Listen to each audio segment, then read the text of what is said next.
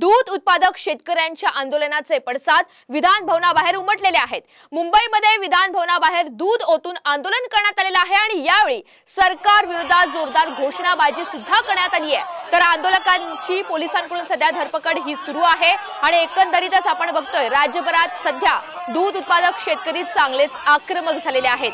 दूध उत्पादक शेतकऱ्यांच्या आंदोलनाचे पडसाद विधान भवनाच्या बाहेर सुद्धा उमटलेले आहेत। मुंबईमध्ये विधान भवनाबाहेर दूध ओतून आंदोलन करण्यात आलेले आहे।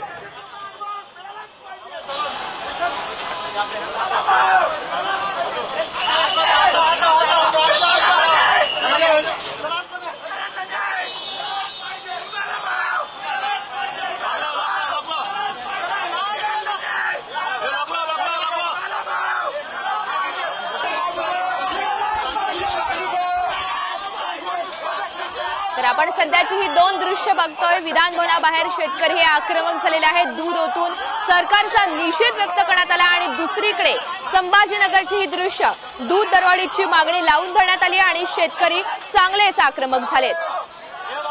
दरम्यान विधान भवनासमोर आंदोलन करणाऱ्या दूध उत्पादकांसोबत सविस्तर बातचीत केली आमचे प्रतिनिधी सूरज मसूरकर यांनी।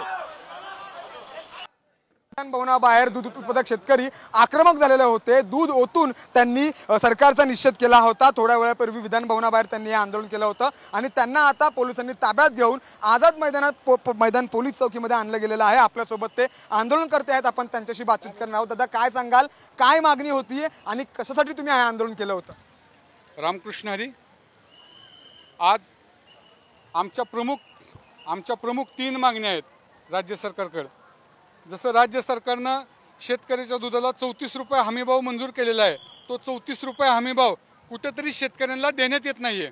म्हणजे सहकारी दूध संघ आणि खाजगी दूध संघ या 34 रुपयाच्या परिपत्रकाचं पालन करत नाहीत।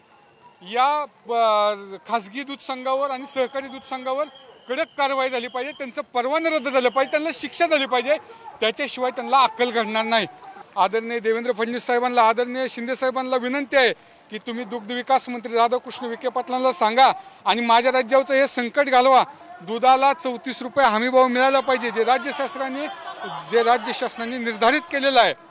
आणि यासाठी राज्य सरकारला जाग यावी, राज्य सरकारला समजावं की शेतकऱ्यांचे हे प्रश्न आहेत। यासाठी आम्ही विधान भवनासमोर आंदोलन केलं।